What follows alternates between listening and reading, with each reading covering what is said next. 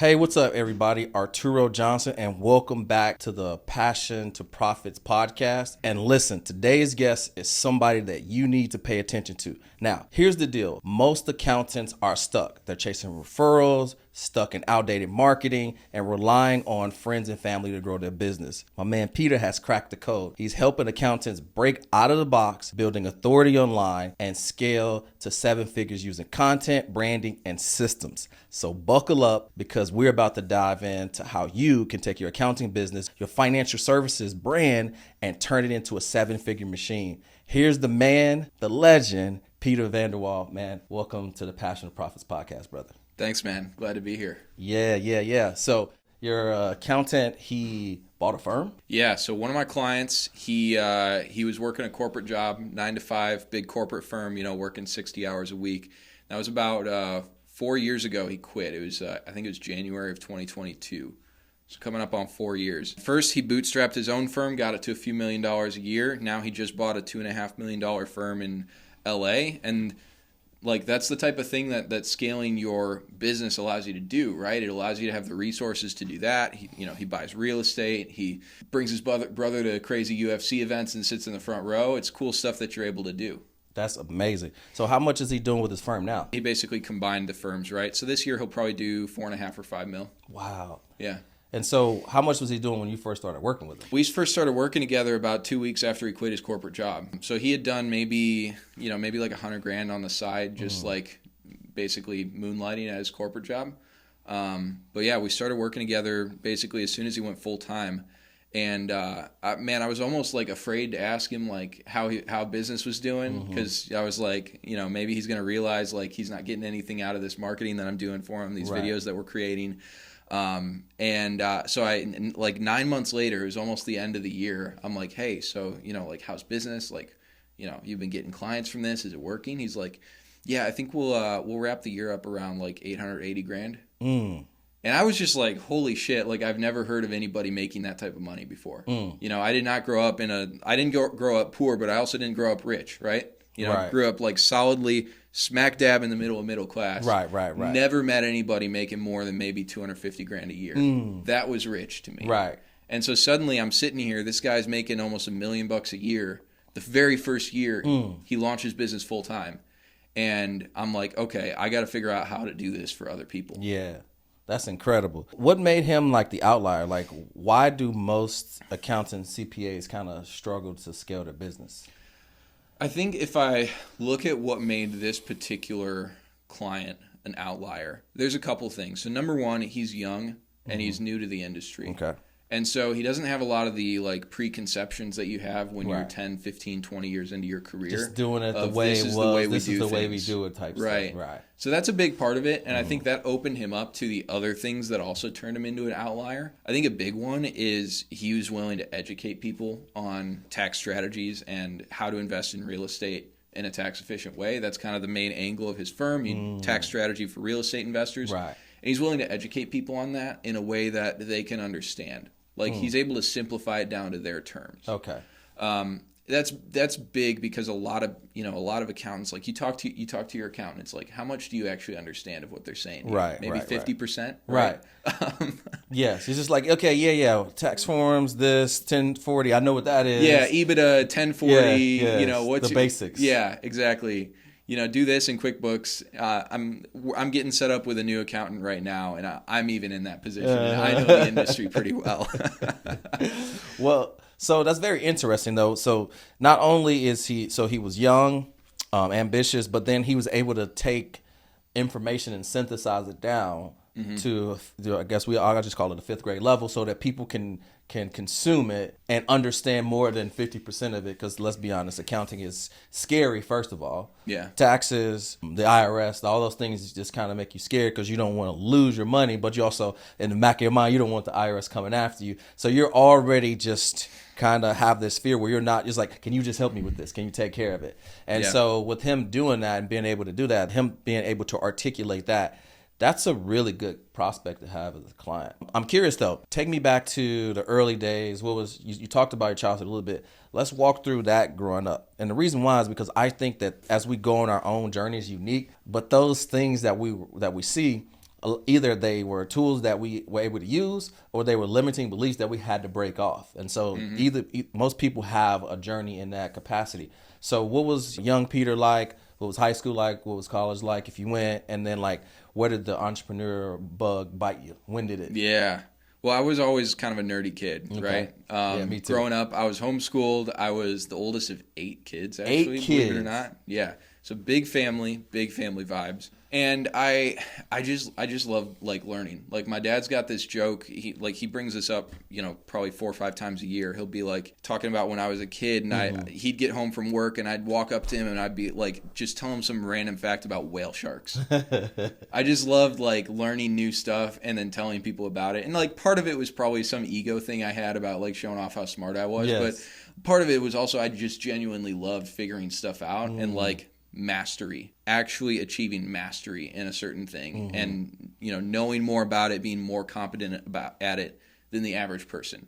I'm very competitive that way. So intellectual competitiveness. Exactly. Okay. Exactly. And so like most people are just trying to focus on doing, but you're like, I want to know exactly how this thing works. Yeah, I need to understand it conceptually so that I'm not just like clicking buttons and checking boxes, but I actually understand the mechanics behind how it works. So you're not a cog in the wheel. You understand how the game is being played. I'm the guy building the machine. Yes. Okay. So yeah, again, you want to be the creator, not the consumer. Exactly. Yeah, and it's funny because my mentor, he says, you said mastery, and he says the definition of mastery is to effortlessly execute without the use of conscious resources. And if you understand the rules of the game, or if you create the game, right, you're not reacting, you're responding, and you're not really thinking, you're just executing effortlessly. So I can see how that plays into, some DNA of entrepreneurship. Well, when you bring up rules too, I'm a guy, I hate rules. I'm rebuilding a bunch of our internal SOPs for my team right now.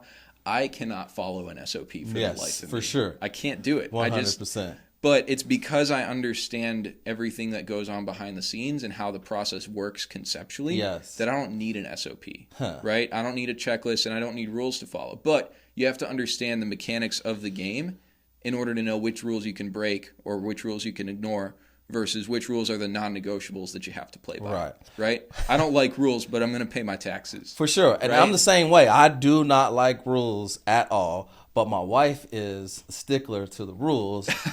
And funny how that works, huh? Yes. And so, but again, it keeps everything around here in order. Yeah. So I also don't like disorder. I like a routine. Yeah. But I'm the person that's the tornado that's messing up stuff. And she's like keeping this together. Now, I keep the business stuff in order because that's what makes me money. Yeah. But I'm also an entrepreneur. So it's by my rules. I make the rules. And I'm okay with that. And I didn't realize that when I was an employee, working as a 1099 contractor, but I was a captive agent in an insurance agency. But then as an employee waiting tables, I was a terrible employee. And now I say I'm gainfully unemployed because I'm mentally unemployable, because I realized that I don't like the rules. I like to make my own rules. I'm a creator. So if I see something, the first thing I'm like, well, how does that work? Why does it work that way? Is that the only way that it can work? And I know it's not, right? Because people create different ways to do things. We didn't have an iPhone before, right? Now we do. Now we can't go anywhere without that. If you just leave it in the other room, you might start getting weird. And this might go away too with these glasses that are coming out, that the phones may go away. And they were like, you know what I mean? And so I really resonate with the not liking the rules for sure. Yeah. So catch me up. High school, college, like what was that like? So I was homeschooled all the way up till I graduated high school. Okay. I graduated a year early from high school actually. So I went off to college and I was still 17. I wasn't even a legal adult yet technically. What was that like, going from being homeschooled to going to university? I really enjoyed it. Yeah, I had never lived outside the home before. I was at a small liberal arts Christian school in the Chicago area. I felt very comfortable with a lot of the people there. I built a friend circle very quickly. Not the typical expectation or the typical stereotype of how a homeschool kid would go out into college and just be like, whoa, Yeah, it's like overwhelmed. Yeah, I feel like I adjusted pretty well, and I think it was because I worked like basically full time all through high school, so I was already adjusted to the adult world. Right. I think I went through that like weird adjustment period very early on, like maybe when I was like 13 or 14, and so that made going off to school pretty straightforward. But that was, and this is going to date how young I am. That was the 2019 to 2020 school year. Jesus. And so about a month and a half into our second semester in the spring, we get this announcement. I remember we're sitting at the lunch table with my whole friend group, and one of the girls checks her email. She's like, guys, look at this. So we all check our emails. We got like an official email announcement from the school saying they were sending us home effective immediately. Wow. So I remember I saw kids get up and walk out of the cafeteria, and then like 20 minutes later, I'm still sitting there at lunch, and I'm seeing them walking with their bags through the parking lot, like freaking out. Yes. Yeah. It's so funny you say that too, because I remember where I was on vacation in Florida. Yeah. And Florida's like one of the last places to kind of do some stuff. And this was during spring break. So everybody was like, don't give a rip, bro. Everybody was kicking it. Yeah. In Fort Lauderdale to Miami. And we were in Naples. And we're we just come back from going out fishing. And we're looking on social media, and we were living in Nashville at the time, and they're just shutting stuff down. The restaurant that I worked at before was closing. It was just getting super weird. So yeah, that was definitely a crazy time. So when did you decide, or when did you realize you didn't want to go the traditional route though? Like to get a degree, get a 9-to-5, and be in that corporate type scenario, and you wanted to be an entrepreneur? Because I know you already said you don't like the rules, so I know you probably don't like the rules of how corporate America works. Yeah, so I guess if we back up in the timeline a little bit, in high school I worked at this bicycle store, and I loved it. I was selling like $3,000 road bikes as like a 15-year-old kid, and people would walk in, and this was another thing where I just loved learning about bikes and understanding how they worked and understanding all the different ones, and what the purpose is, what the use is, and trying to help people find the right one for them, right?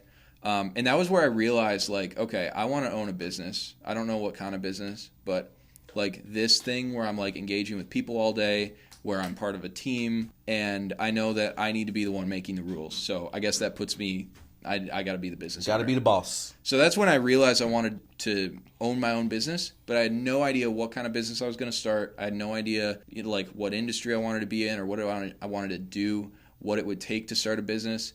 And my dad's just a big, like, you got to have a plan kind of guy. Like, you got to have a plan for your life. And it comes out of, like, he wanted me to be successful. Right. He wanted me to, like, be taken care of and, like, be just a successful person, like a contributing member of society, right? Like most of our parents probably want. Right. And again, he's old school. What is it saying? If you don't prepare to plan, you plan to fail. Yeah. Something like that. So if you fail to plan, you plan to fail. If you fail to plan, you plan to fail. Yes. That's it. For sure. So that makes sense. So you had the entrepreneurship bug, and then what were some of the first entrepreneur things that you tried? Oh man, I never even tried anything. I didn't have enough of a concept of what I wanted to do to even try up until basically after the whole COVID thing where we got sent home from school. Obviously got very disillusioned with the idea of higher education and like following that college path, and so I picked up photography just as like a side hustle, or just as a hobby initially, and then I started getting into video stuff, and a buddy of mine introduced me to his older brother who's running like a wedding video studio in the Chicago area. So what's the affinity to the camera thing? Like there's something in there. Like how did you I took a marketing class my first semester at college. It was like principles of marketing. It was very like entrepreneurial. Like the guy the professor for the class was like an actual entrepreneur, not your typical like dusty academic. Oh, there it is. Yeah. There it is. And so that's not traditional. Right. And so we had to like basically create a product and build like a product launch plan to bring it to market. And part of that was creating like a commercial for it. And I actually heard a couple years later from a buddy of mine who stayed in college, the commercial that me and my group made for our product was the example that he was using at least a couple years later to show students what he wanted the commercial to look like. So I really enjoyed that product. I felt like we created a really good commercial. The product was actually kind of cool too. It was like a Yeti mug with a built-in Keurig like K-cup coffee Yes. maker in the top. In the top. So you got like this thicker lid. You brew the coffee and then you replace it with just like a regular lid. But it's just this little small like cup holder size thing that you can keep in the car. Interesting. But yeah, so we created a commercial for that. I really, really enjoyed that process. Picked up photography as just a hobby, and then got introduced to my buddy's older brother running the wedding company and started working for him. And that was like the first real money I'd ever made. You know, up until that point, I was making, $12 an hour working in the lumber department at Lowe's. So I'd go shoot a wedding and I can make $500 or $1,000 in a day. Yeah, you're like, sign me up. Yeah. Yeah, so $1,000 in a day, I'll take it every day. Yeah, so I was doing 2 a week for, multiple weeks. I think I did about 12 weeks straight of two a week. All of a sudden, I'm just like, I've got some money now. Right. This is cool. Maybe this is a direction I can actually build my business. It's all about like trying something, getting it to work, getting paid, getting at that level. But then there's also like a constraint, and then it's like a new vehicle. What made you transition out of videography into doing more entrepreneur, like service-based and helping clients and accountants? Yeah. So what ended up happening was with videography, when you're a local guy like working with businesses, they all want social content, right? They all want, because everybody kind of knows in their head like, oh, I need to post on social media. They have no strategy behind it. They have no idea of how I'm going to monetize this, but they're like, I think if I post, that'll make me more money somehow. And so for a while, I was that guy making the content for them to post. But I'm realizing like these people have no idea what to do with these videos to make money from it. They have no strategy behind it. They have no delivery mechanism to actually get it in front of people. Like they're paying me thousands of dollars to create this awesome video. Then they post it on Instagram and it gets, 4 likes from the owner's like cousin and grandma. Right. I'm like, that doesn't make me feel good as a videographer, like creating this work. That's obviously not good for them, and it's not good for repeat business. Right. Because if they're not making money from it, then why would they come back for round 2? Right. So then what made you choose accountants instead of like scaling your business as a videographer and then helping other videographers start a business or helping freelancers go to entrepreneur route? Well, that is the coaches coaching coaches route, yes, isn't it is. Coaches coaching coaches. Yeah. Make your way to the top of the pyramid. Yes. Yeah.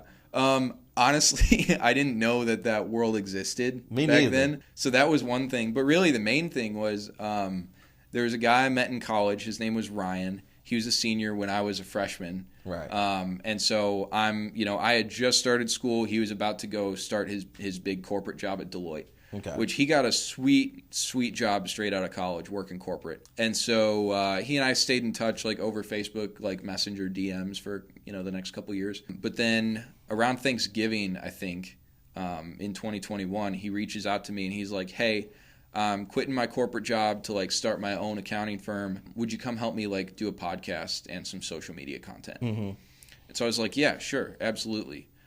So I came up with like a whole social strategy for him, a whole podcast strategy. I had no idea if it was going to work. I'd never done anything like it. And I was like, it's going to be $5,000 a month. I think I had done one project that was worth $5,000 up to that point. So I still don't know where I got the balls to do that. I know. That's the first thing I'm thinking. Like that's the Holy Spirit just saying, Peter, just do this. Believe. Yes. Mine was $500. And Stephen Doe, to this day, he's a financial advisor, and I was using this Chrome browser that was like doing automations for LinkedIn. Okay. And I learned how to create an agency from Sam Ovens. But the Chrome browser kept getting banned by LinkedIn because it was a Chrome browser. And this guy had Ulink that you had to get referred into that was API key. But he didn't know what he had and he didn't know how to use it. And I charged him $500 to do lead gen for him as a financial advisor. I got access to the tool to get into his account. But the only thing I knew was that you had to get referred in. So I went in there and went into the systems and made myself a referral. And so I didn't get him any results, so I had to refund him after the 30 days. But I had the tool. Yeah. And then I raised my price to $2,000 a month because I had the API key tool that I knew nobody else had. So I kind of had this unique mechanism. But $5,000 just starting right out is crazy. Yeah. I think I went 500. I think it was 1,500. Then I went to $2,000. And then I kind of peaked out with LinkedIn. That's when I learned Facebook ads from Sam Ovens with the Consultant Accelerator course. I did it for a couple people for $2,000. I was like, no, I can sell this for $5,800, and that's what I did. And then after that, I was like, okay, they won't make the content to run the ads, or their ads manager gets shut down, or they don't know their password. And so they're not getting the word. I'm like, dude, let me just do it for them. And Yeah. like, how much is it? It's $10,000 a month, dude. And so that's kind of my progression. But yeah, to how the boss to just go right out the gate, $5,000 straight face. Yeah. Like what? That's straight from God. That wasn't me. But I remember like he was like, okay, let's do it. Like didn't blink an eye. Okay, let's do it. Yeah. Yeah. And he's a very like just chill guy. Like Yes. not like very stoic. Some would say like hard to read. Yeah. And that was the first time I got a little hint of that because like Yeah. again like we're on a Zoom call. I'm like in my basement bedroom at my parents' house, like, and it's like obviously the basement. Dude, I was in the stairwell with my apron on, closing this dude, and I could not believe that somebody was about to pay me, and he paid me through PayPal too. Yeah. That somebody met me on the internet and was about to pay me, and he paid me. Yeah. But the thing I do remember is when that first thing happened, that shifted everything. That completely blew my mind. I was like, oh, it's on. And 90 days later, I wasn't even waiting tables anymore. I got a couple clients. I was making more in 2 weeks than I was making in a month waiting tables. But that first payment from doing this stuff online, for somebody paying me, that really blew my mind. And that was a pivotal moment for me. So I'm like, what was that moment like for you when you got that person to pay you $5,000? Well, so a big thing that was going through my mind at that point in time was like, how am I going to make this work? Like as a career. The fear sets in like, oh, no, how am I I'm gonna saying do like this? before I even closed this sale, I was sitting there like, I don't know how I'm going to turn what I'm doing with this videography business into a career. Okay. I was kind of on my first like down, like I had a really great summer, made a bunch of money, and then now it's kind of on a downturn. Okay. As we're getting into the winter, and so For the videography for the part. videography business, Okay. Because yeah. wedding season's over. Wedding season's over, so I Yes. wasn't. That was the majority of my income. I had projects here and there, but I was making like a couple grand a month. So you realize you got a seasonal business Exactly. with videography. Okay. Exactly. And so I'm going into like November, December, and I'm like, I don't know, like if I don't get this, I don't know what I'm gonna do. And a big part of what I was dealing with mentally at the time was my parents were very upset when I told them I was dropping out of school. Now, granted, I told them that I wasn't going back to school like a week and a half before school was supposed to start. So I understand. Whoops. I understand. Oh, yeah, from by that the way. perspective. Exactly. Yes. Exactly. Probably wasn't like the Best timing? Yeah, probably wasn't the best timing and the most like graceful way to tell them. But they were really upset, and what I understand now is they wanted me to be successful in life. And up to that point, I had never really stuck with anything for more than like a year or year and a half. And so they're like, oh, this is just another one of Peter's things that he's going to do for a year or a year and a half and not stick with long term. And so they were just upset that I'm not going to, I'm not going to stick with something and make it work. Right. With the college thing, I should say. And so for me, I'm sitting here, I'm like, I got to prove them wrong. Not because I have like this chip on, maybe I had a little bit of a chip on my shoulder, but because like I want to show them like their son is going to be somebody and that they can be proud of. Yeah. Right? Yeah. And so I closed this deal. I'm like, okay, now I'm at least making $60,000 a year, more than I would make with a college job in the marketing industry. With one client. Right. Like this is like, I mean, at that time I was doing everything. So it's maybe 40 hours a week of work like per month. But that's, quarter of a full-time job. Yeah, so it's like, okay, I'm doing pretty good here. And that first check cleared from him. And I just went straight on B&H Photo, and I bought a bunch of camera equipment that I knew I needed for the podcast thing. So I didn't even have most of the like podcast equipment. I didn't have like a podcast mic or like a teleprompter or anything like that. Well, it's so funny you said that though, because that's interesting. Because I'm listening, but I'm also hearing some principles in there. Because if you would have charged $500 or $1,000, like it limits you on the stuff. But you need to get things to like actually like build the business, which is why I like selling high ticket services as opposed to low ticket services, because it allows you to have some margins. Like you could have hired a freelancer also, not even thinking about it. Totally. Like or like rented out a space. But that's very interesting. But yeah, go on. So you spend money to get the equipment. Yeah, and that's always been my philosophy is like charge the highest price I can so that I can deliver the highest quality service. Because I can't deliver the highest quality service if I'm not charging the highest price. Right. Because I need to spend money on the right people, I need to spend money on the right tools, and I need, like, if I'm getting paid well, like if I'm taking home a good chunk of profit from this, then that means that I'm going to be motivated to knock it out of the park. Facts. Right? Yes. Like I know where my motivation comes from with that type of thing. Yeah, and again, my uncle used to say, if you're the cheapest, nobody expects you to be the best, and if you're the best, nobody expects you to be the cheapest. Exactly. For sure. Exactly. So you get the equipment, and then what? Yeah, so I mean, we started doing content days like once or twice a month. We ended up making like a course, like an online course about real estate tax strategy. Okay. That, I mean, it was kind of a flop, but it didn't need to be successful because his actual like CPA firm was doing so well. But basically what ended up happening, and I only understand this now after reverse engineering what happened. Right. What ended up working so well for him was the fact he was spending the majority of his time building relationships with like real estate coaches and software companies in the real estate industry and like influencers in the space.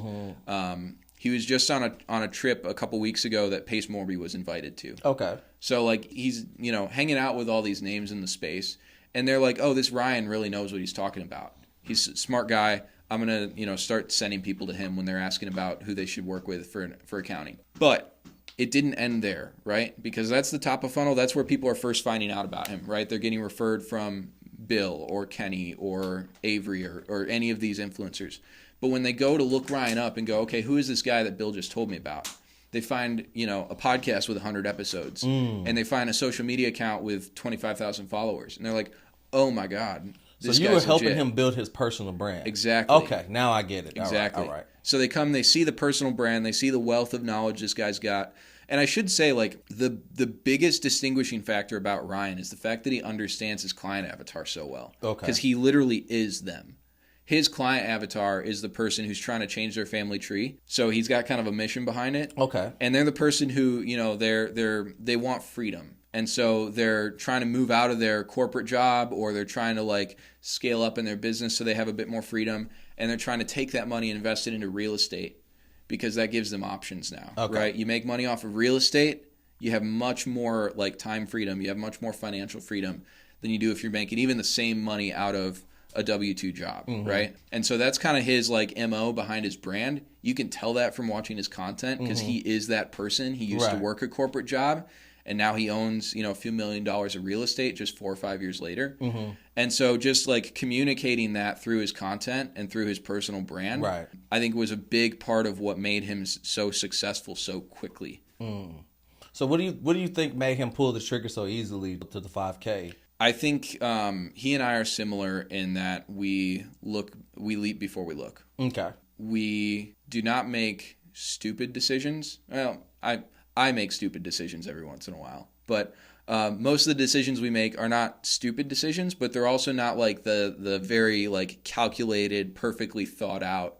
Like I spent a month like thinking about listing out all the pros and cons. Yeah, you figured out along the way. Right. I'm very intuition led. I trust my gut, and my gut has given me a lot of the right decisions in my life to where I know to trust it. And I'm noticing as we're talking, we are very similar in a lot of those kind of ideologies because my gut has never, ever led me astray.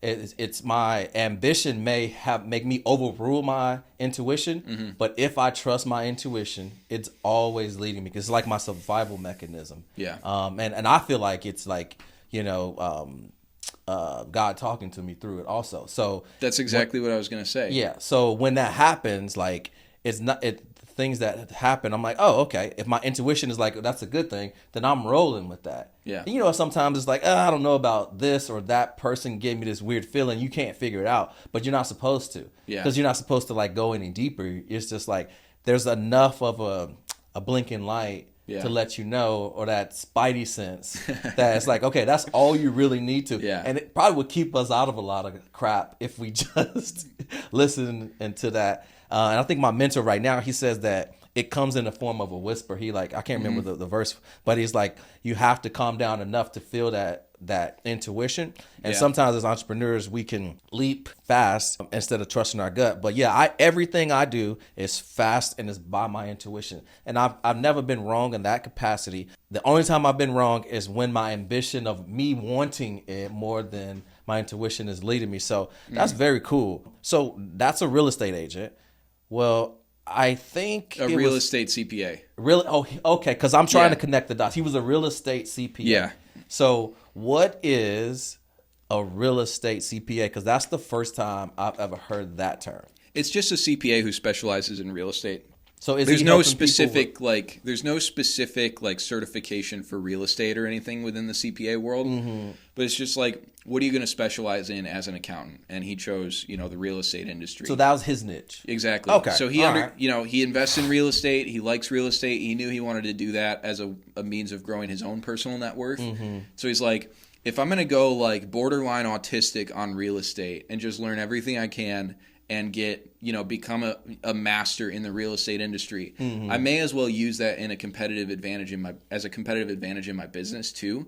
Because if you're a real estate investor, who are you going to go with? Are you going to go with the guy who works with everybody all over the place, anybody and everybody? Or are you going to go with the guy who specializes in real estate and has literally bought millions of dollars of real estate in the last 5 years himself? Yeah. Right? Yeah, exactly. The riches are in the niches, but also your personal brand precedes you, where you can see he's doing what I want to have. Exactly. And then he's helping other people have what I want to have. So it makes it a no-brainer. Yeah. And that's why a personal brand is so important. It's funny that you caught on to the personal brand thing so early too, because I think it was probably 2022 I got dragged into building my personal brand. Oh, really? Yeah, I just wasn't sold on doing it and posting on it, and I did it begrudgingly, but thank goodness I did, because it saved me through some storms in the business that I had last year. Yeah. And it allowed me to use the reputation and credibility that I had, because I mean, it wasn't big. I think I had 911 followers about 3 years ago on social. And then when it got to 10K, I was like, okay, cool.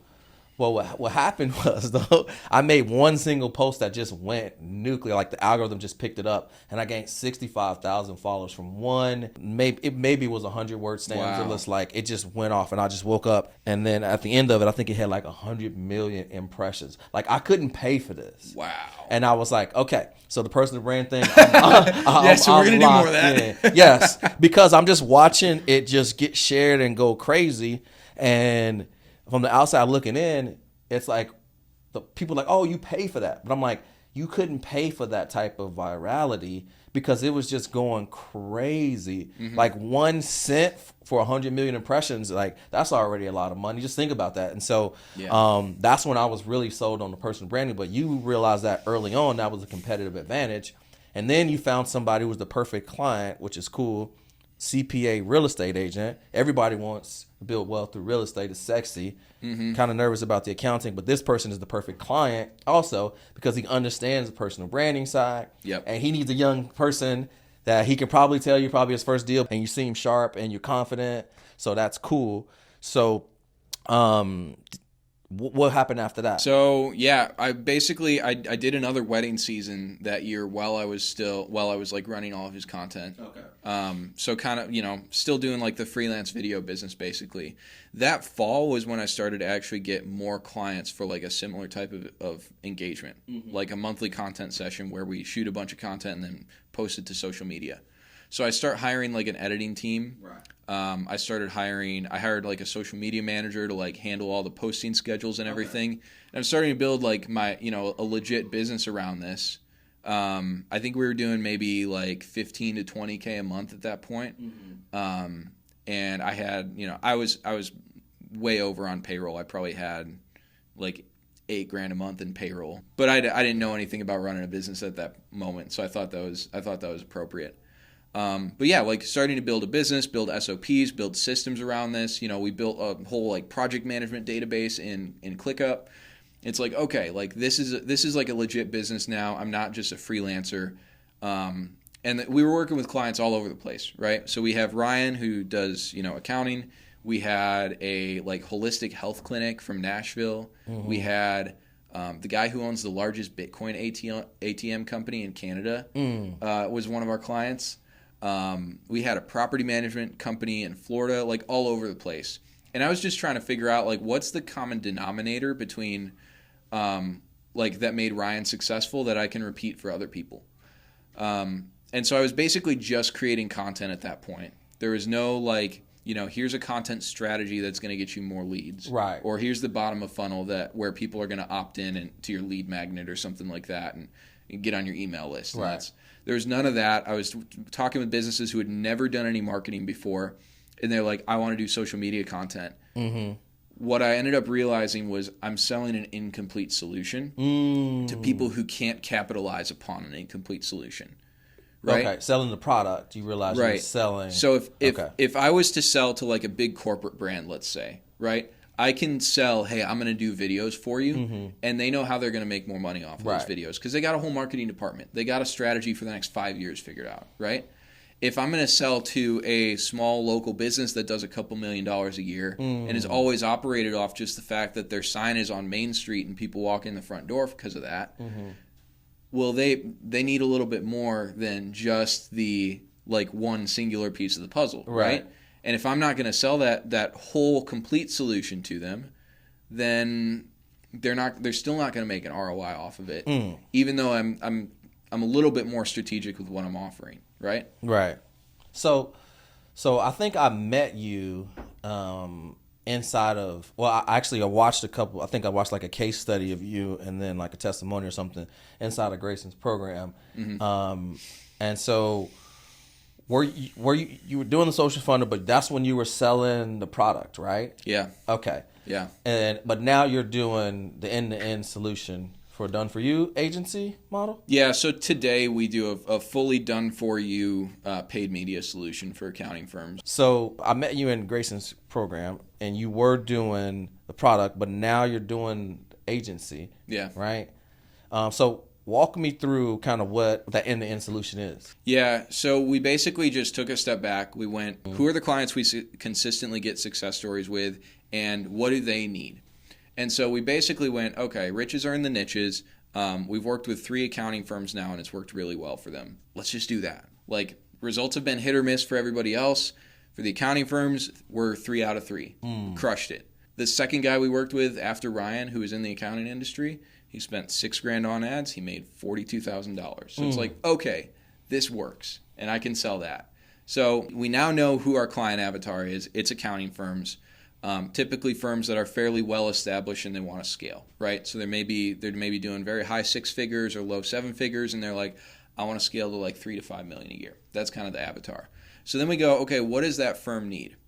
Well, they don't know exactly who the type of clients are that they're trying to pursue yet. So they need some clarity on that, right?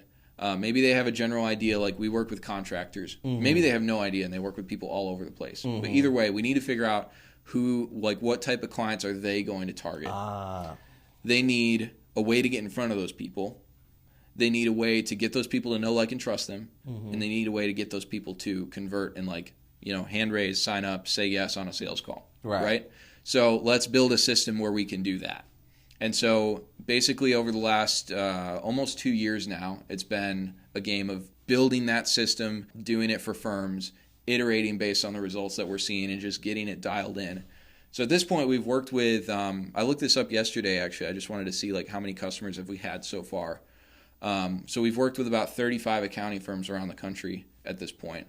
And our hit rate is quite consistent. Really, the only people who don't get results are the people who bow out before they're actually supposed to start getting results, right? Because they can't stomach it. So we've done a little bit to just like set very clear expectations up front and say, if you can't do this, don't sign up.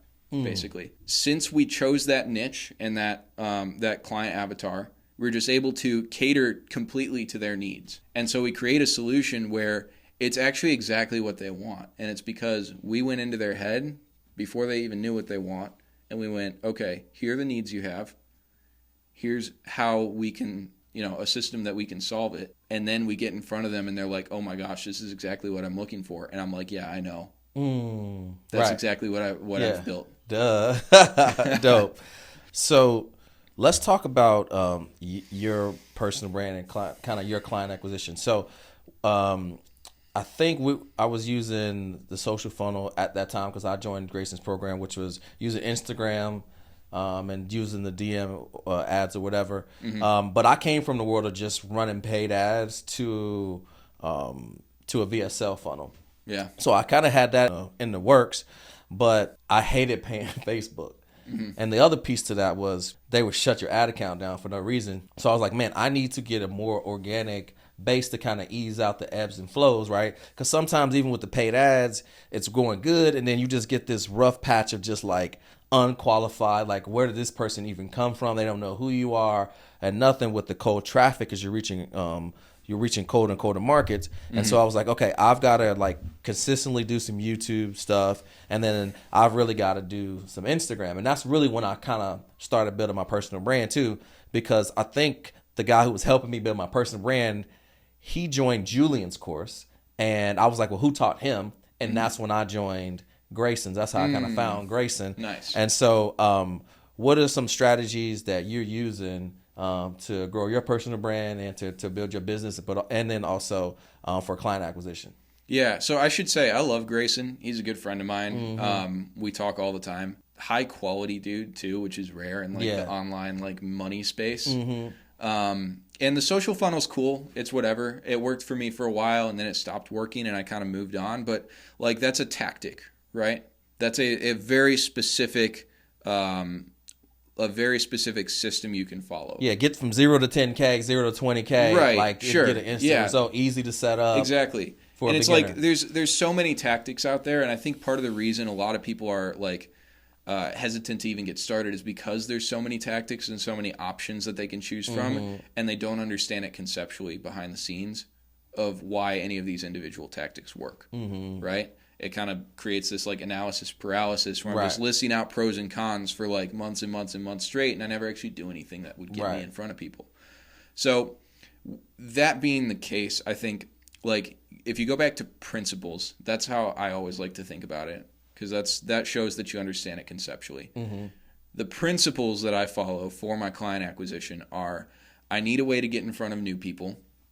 I need a way where if people look me up and they're trying to vet me and figure out like, who is this guy? Is he legit? I need a way to absolutely blow them out of the water with proof that I am who I say I am. And I need a way for them to come through my funnel and like get qualified to where I can actually like get on a call with them and close them. Right. And there's a million different ways you can do that. There's a million different forms that can take. I will say one of the best strategies that's worked really well for me up to this point, earlier this year. So I've let me back up just to provide some context. I've been building my personal brand for like 4 years now. Okay. Probably 3 years. I started a little while after I started building Ryan's personal brand. I was like, I need to do this for me too. So I started building my own.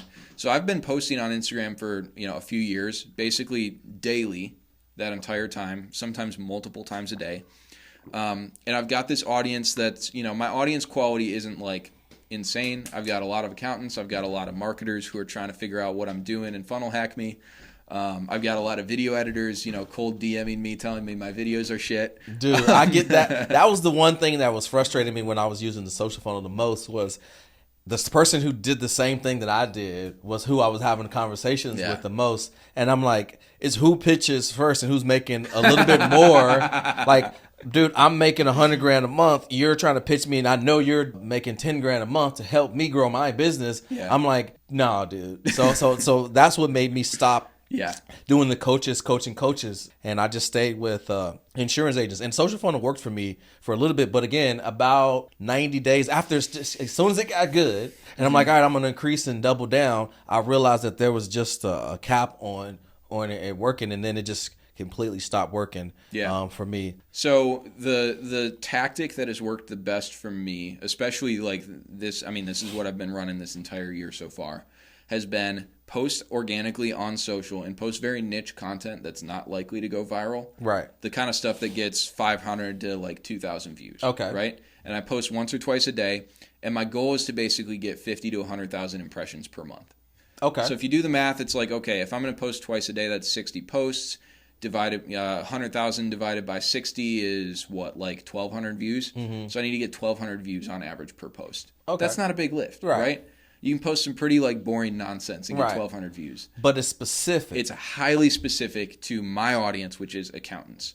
And so that goes out on Instagram and Facebook. And then what I've been doing is just retargeting those with ads, just running ads. Retargeting Instagram. that audience, those Okay. warm impressions with my ads. Okay. Running ads to that and then basically just sending them to a VSL with an application. Simple. Like super simple. And with that, our cost to acquire a customer on like a $8,000 to $12,000 offer this year has been like $500. Yeah. Yes, specific content, not worrying about it getting a bunch of views. Yep. And then retargeting. So in Facebook ads, this is kind of where my genius comes out, which is, so what specific audience are you retargeting in the targeting on Facebook? I actually don't know because I'm not the media buyer at our company. Well, I'd love to know because that's dope. It's a custom audience built off of my impressions on Instagram over maybe the last 90 days. So it's probably your page. It's probably your fan page. It says fan page, but it's your Instagram or Facebook page of people who viewed your stuff. Yeah. Well, that makes it so easy because it's content that you created. They watch it. It's a specific audience. And then what type of ads are you running to them? It's just like an Instagram. So like I know all I post is Instagram Reels. So I know they consume that type of content. And so we just run Instagram Reel style ads. Just direct response. Yeah, just direct response. And it's like, I mean, the format we like to use is we go really, really heavy on social proof. So we'll just we'll test, a bunch of different hooks of different desires or different pain points. And then we go into, we can do X for you, make a promise. Right. Can you give me a little bit more of a in-depth example framework type? I'll pull up one of our scripts right now. Yeah, because the reason why this is important is because if we're talking about principles, you can take your niche and your messaging out and people can really understand. Throw this script into ChatGPT and ask it to make a framework for you. Right. And so it's really cool because it's principle based, but also we overcomplicate stuff sometimes. And when it comes to ads or doing social, we're too busy trying to go viral and I definitely do this because I'm trying to build my brand. And it's only because I'm so tired of paying for ads. Dude, for at least 2 years straight, I paid Facebook $1,000 a day on ads to my VSL funnel to get life insurance agents as clients to sell my $5,800 course. And my ROAS and my CAC was like $800 to $2,000, and I was selling a $5,800 course if they paid in full, and then it was $6K, cash collected over 3 months. So I was 3x on revenue, and I just needed to be, the Sam Muffins model is 1.2 to 2, right, on cash collected so that I continue to fund my business. Now, for me, I wasn't posting on social at all. That allowed me not to post on social. Well, my margins weren't where I wanted them to be. Yeah. And if I would have done both, though, I probably would have had like a 3 to 4x, maybe even a 5x ROI. So that's kind of what had me get into. That's kind of how we met. So, yeah. Well, and that's the thing. Like 5x on info is like insane. Yes. That's an insane ROAS. Whereas 12x on a services business, that's high. That's not ridiculous though. Like I've achieved that multiple months in a row.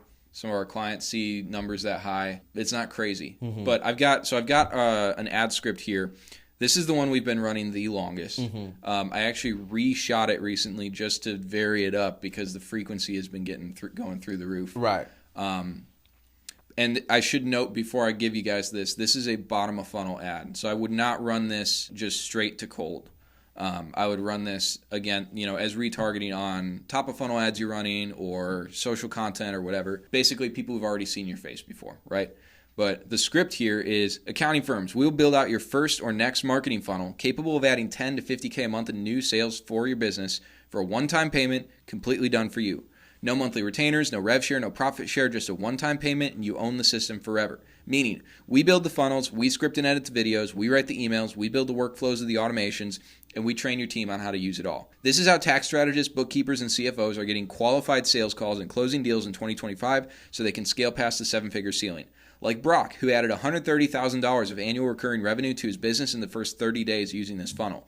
Or Ryan, who scaled his CPA firm from $0 to $3 million a year in 3 years using our systems. Or Anna, who was able to double her prices because this funnel improved her lead quality that much. Click the link below. There's an interactive quiz to make sure this works for you, and more info so you can see how it works. Click the link, and we'll see you on the other side. And did you have one of those where it was like you were just at your desk with the light? Yeah.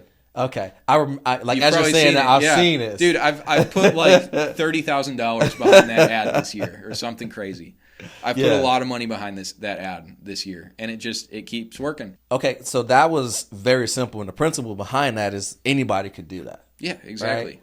Set up a Facebook ad, post on social, and then retarget the people who watched your video and invite them to book a call, right? Fill out some information and then book a call. Exactly. Now, is there a VSL video behind that? When they go, they click, watch a video. Yeah, there's about a 5-minute VSL with just a Typeform application beneath it. I'll be honest, a ton of like the actual consumption rate on the VSL isn't even that high. Yeah. So I know my social content is doing most of the heavy lifting for me with that specific funnel. And that's what my mentor had me to think. He was like, if you get prolific with your organic content, it does most of the selling for you. Mm-hmm. So you don't need a big sales team. Because I had I've done everything. I probably spend $500,000, $1 million on coaching. Mm-hmm. I've done the Cole Gordon model. I've done the Grayson model. What's the guy from Australia that sounds like Sam Ovens that was Grayson's mentor? That was in Bali.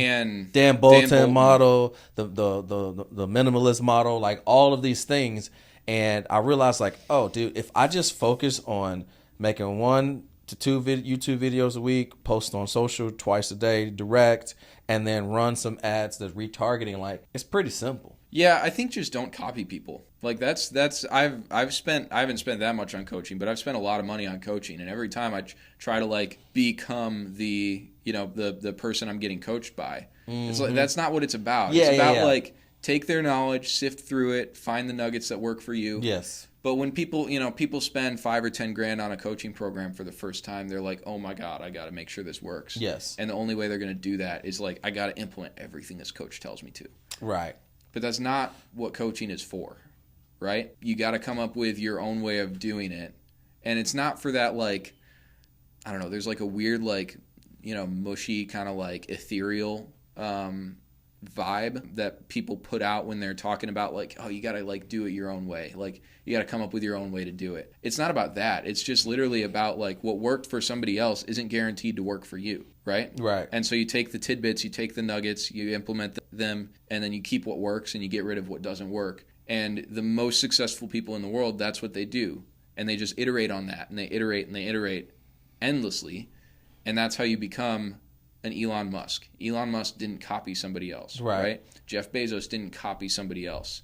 Steve Jobs didn't copy somebody else. Right. Nobody who's been like an outlier in their field ever completely copied anybody else. Yeah. But they stole bits and pieces and then kind of mashed it all together into their own thing. Yeah, for sure. And I think that's gold because what you're saying, it comes back to what you said at first is principles. And Elon Musk used the first principles theory, right? Mm-hmm. So I loved Sam Ovens because it was the first principles theory. Mm-hmm. And even with Elon Musk, he was like, do you need gas to drive the car? He's like, no, you need wheels. You need an engine, you need a motor, you need a steering wheel, right? He's like, what other things can power a car? It's like electricity can. He's like, well, batteries. Like, all right, I'm going to create a patent for this and I'm going to leave it open so everybody can use it because I'm going to commoditize the battery thing and I'm going to figure out the cheapest way to make a battery. And if I can make a battery strong enough, it can power a car. And that's what made him create a whole nother industry, which is insane. And he's done that multiple times because the thing is like you said, everybody's copying everybody. So it's a copy of a copy of a copy, which that stops working. And then the market is distorted and you got to take it back to first principles. And then that's where you can see a new opportunity. Well, like that's the nature of the world, right? Like things get worse, things decline, things disintegrate over time. Like that's just the nature of this like broken world we live in. Mm-hmm. And so if you're copying an existing thing that's working, then you're basically just going to make a worse version of it. Right. You're going to become a worse version of that person. Yes. I don't know about you. That doesn't sound that interesting to me. It is. And so it's like, all right, what's the principle here? If there's principles, okay, I'll use it. If not, it's like, man, selective hearing, right? Yeah. I think I got two more questions for you. So, you said that the real challenge isn't marketing, it's delivering, right? What systems or mindset do you use to make sure that you deliver great results for your clients? So if you think about your business, I like to follow like the theory of constraints. And so you think of your business as like a series of bottlenecks. And until you've eliminated whatever the first bottleneck is, the following ones don't even matter. They're inconsequential, right? Because if I have a pipe and I have no water coming in the pipe, it doesn't matter how big the output is on the pipe. No water's coming through. Okay. Right? So that's the simple way to think about it. And so if you don't have a way to get clients, then automating your service delivery is inconsequential. It doesn't matter because you don't have a way to get clients. Once you figure out a way to get clients, then you build the systems to automate service delivery. And that's the nature of business where it becomes like it feels like a battle every single day, especially in those seasons where you just opened up a new constraint and it's like so far from being solved. But like that's the nature of business. That's what we signed up for. To those of you who are complaining about things being like that, I don't know what to tell you. Get a job, man. Yeah, facts. So with that in mind, I think you can do that on the micro scale when it comes to like automating your service delivery or building systems for your service delivery too. For us now, we've eliminated the constraint of getting clients. Like we're scheduling out onboardings into like late October and into November at this point right now. And we're late September right now recording this. I know my team's capacity right now can only handle one new client a week. And so I'm just scheduling it out into the future because I don't have a way to do more than 2 clients a week or more than 1 client a week right now. But how do I build that? Well, right now we've got an awesome team. We've got all the people in place. We just went through a round of hiring, and so we've got the right people in the right roles. It's just a matter of getting them trained up. And I think the thing that we're working on right now is these are our last few roles for a while where it's our first time hiring this type of role, if that makes sense. So we just hired an account manager. This is the first account manager we've ever hired. So I don't like have the playbook already written on this. Right. I'm like building it as I go. And I'm so blessed to have Paula in that role because she's so down to like build the system with me as we go, which is awesome. So basically what you need is you need obviously the right people to do the work. You need a system for those people to operate within that almost makes it hard for them to fail or hard for them to at least not know what they need to be doing and when they need it done by. Because if you get good people on the team, they can still be lousy employees if you're not giving them clear instruction on what you want, what's good work versus what's bad work, what's acceptable in this work environment versus what's not, because they don't know. Like your team wants to have that clarity in that direction, and a lot of people like shy away from that because they don't want to like micromanage their team. Right. But I'm like, when you get into that point where your job as the business owner becomes more leadership and less doing the work, what is a leader's job? It's to provide guidance and direction to the team. So tell your team what to do. Tell them when they do a bad job. Tell them when they do a good job. Right. Like, high five them as quickly as humanly possible after they do a good job. Right. Take them aside and talk to them as quickly as humanly possible after they do a bad job. And over time, they will learn from that positive and negative feedback loop, and they will do better and better and better, and they'll love you as a boss for it. Right? This is going to sound like super like arrogant to some people, but my team really likes me. My team really enjoys working for me. And it's because I made the conscious decision that I'm going to be the type of leader who tells them what I want. And I'm just going to be like open and upfront and very clear with them. And I'm going to do that at the risk of hurting their feelings. And so if you're the type of person who's more like emotionally sensitive or can't take criticism or can't take feedback, then you're not the type of person who's going to come work for me. That's fine. You can go get an email job at some big corporation. But if I'm going to give you that level of clear guidance and direction, then it becomes very apparent very quickly whether somebody's a good fit on the team. And so that's where you can operate in a hire fast, fire fast type of sense, right? Because I know if somebody joins the team, I know that they're not going to be lacking in guidance. They're not going to have the excuse of, oh, I didn't know that was due on Friday, or I didn't know this was how you wanted me to do it. Because I'm very clear with that. I've got a system where it's a simple dashboard, like a to-do tracker that they can look at, and here's everything that's coming up over the next couple weeks. Here's a due date. Here's an SOP attached on how to do it. So I think that's the biggest thing people mess up on when it comes to their service delivery is they don't want to like micromanage the team. And in doing so, they go so far to the other side of that pendulum to where they just become a shitty leader. And they're so their team is basically doing the leading, but they're all leading in separate directions, and we're kind of all pulling in a different direction. And it's just like, that's just a really inefficient organization, right? Yeah, facts. Yeah. And again, your business falls to the constraints of the leader. So you have to put those necessary systems in place. You have to make sure you hire good people. You also got to make sure that you're leading by example. You got to reward people when they do a good job and acknowledge them in public. And then you also got to pull them to the side and correct them when they do something, when they mess up. And that's the sign of a good leader. I guess the last question I got is kind of a legacy question. Is like, if you had to start all over again, right, from nothing, no clients, no brand, how would you rebuild your business back to like 50K a month? That's a really good question. It would definitely be a lot faster next time. Because it took me, we hit our first $50,000 month. Well, I should say we did like a $70,000 month like a year and a half ago, but that was a total fluke, so I don't even count that. We basically got 2 paid in fulls on like a 6-month contract. Right. So like that was an outlier that wasn't supposed to happen. Our first actual $50,000 month was maybe like 7 months ago, and so you think about it, that was 2.5 years into the business. I think I could do it probably again in probably like 6 to 9 months. I think is about what it would take. The way I would do it, it would be service based for sure. I would definitely be going about like starting from the base of who's my client avatar, what do they want, what do they need. I'd probably stay in the accounting industry because I know the industry really well, so that's a huge competitive advantage. You come up with an offer that kind of the wrapper on the offer is what they want, what they know in their head that they want, or what they think they need. And then the inside, once they bite in, is what they actually need. Right. Because most of the time, those are 2 different things. Right? People don't know exactly what they need. That's why they come to somebody else to help them out. Right? So if you create an offer like that, the pricing structure I would use, and this is a big part of why we've been able to scale so quickly this year, is because we charge a big upfront chunk and then we have a monthly retainer on the back end of that. And so we're actually like significantly profitable on a new client day one. If our cost to acquire a customer, I can spend up to $3,000 to get a customer because we're getting a huge chunk of money up front, and then we're also charging a sizable monthly retainer on the back end of that. So you charge a setup fee and then a retainer on the back end? Yeah. So like, for example, we just closed a deal for like an $8K setup fee and then $3K a month retainer. Okay, and what's the setup fee?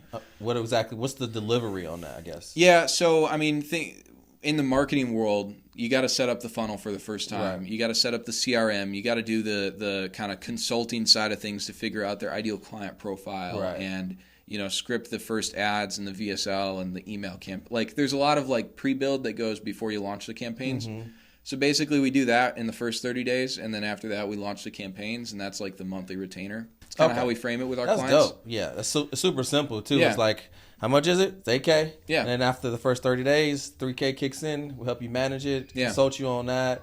If we need any scripting or anything else in regards to that, we'll do that. So the first 31 days, we're making between $11,000 and $15,000. And so even if my cost to acquire a customer is like through the roof, and it's at that maximum threshold I've set of $3,000, every customer I sign basically buys me the next 4. Right, exactly. Right?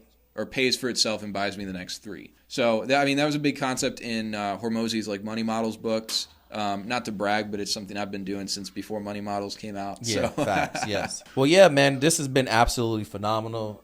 Definitely glad you made the trip over here. It's been a long time coming, and we already done one, but it's nothing like doing one in person. Yeah, right? No, It's a completely different feel. For sure. So if people are watching this and they're like, okay, Peter's interested, where can they find you to follow you, to go deeper with you, if they want to hear more from you? Yeah, if you're in the accounting industry, check out the Scale Your Accounting Firm podcast.